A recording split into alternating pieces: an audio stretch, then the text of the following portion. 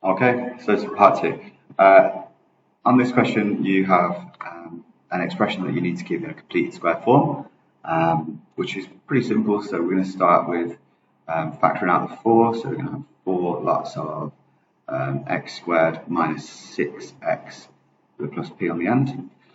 Complete the square inside the bracket, so you end up with x subtract 3 all squared subtract 9 with a plus p on the end, and your expansion in there is going to be 4 lots of x subtract 3 all squared minus 36 plus p. Okay, hence or otherwise find the set values for which there are no roots.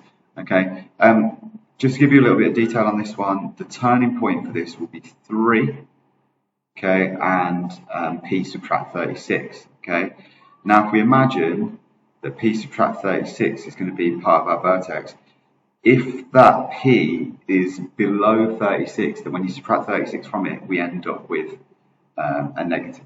Okay, so we end up with a negative result. So say p was 10, you subtract 36 from it, 3, negative 26 would be there because 36 take away 10, and 10 take away 36.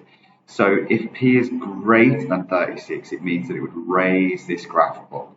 Okay, it would mean that that part there at the end would be upwards. Okay, it'd be positive. So we're going to end up with saying with p is greater than 36. Okay, that's it. It's a 1 mark question, so it should be fairly simple.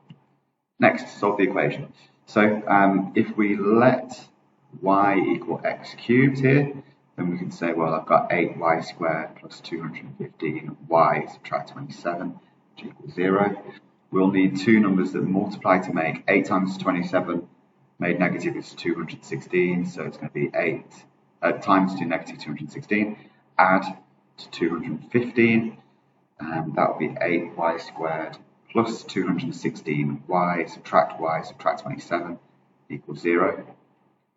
Factor each side, so you're going to end up with 8y lots of y plus 27, subtract 1 lots of y plus 27 equals 0, and you're going to end up with brackets 8y subtract 1 lots of y plus 27 equals 0.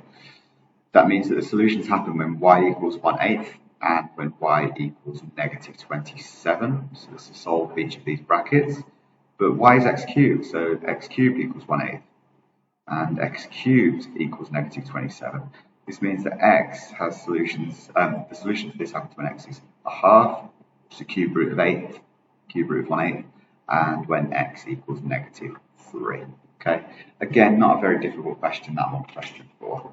All right, moving on, we've got question 5. So the diagram shows the curve with the equation, it meets at 4, 0, find the area of the shaded region, which means that we're going to integrate between 4 and 0, 10x to the half, subtract 5 over 2, x to the 3 halves with respect to x. Remember, we're going to add 1 to the power divided by the new power, so we're going to get 10 x to the 3 over 2 divided by 3 over 2, subtract 5 halves of x, add 1 to the power, divided by power, okay, between 4 and 0. Remember, we don't need a plus c here because it's a definite integration because we've got the 4 and the 0, so you don't need to have plus c. Okay, let's tidy this up a little bit. We can keep switch flip here. We're going to end up with 20 over 3 x to the 3 over 2. Subtract x to the 5 over 2 with a 4 and with a 0.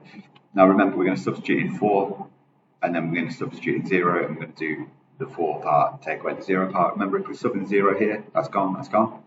Okay, both of those go, so really all we need to do is just substitute 4 in and see what comes out. Okay, and in the end, once we substitute 4 in, we get 64, we get 64 over 3 units squared. Okay, you don't need the unit squared, but sometimes you like to have it just to remind yourself you've worked out an area.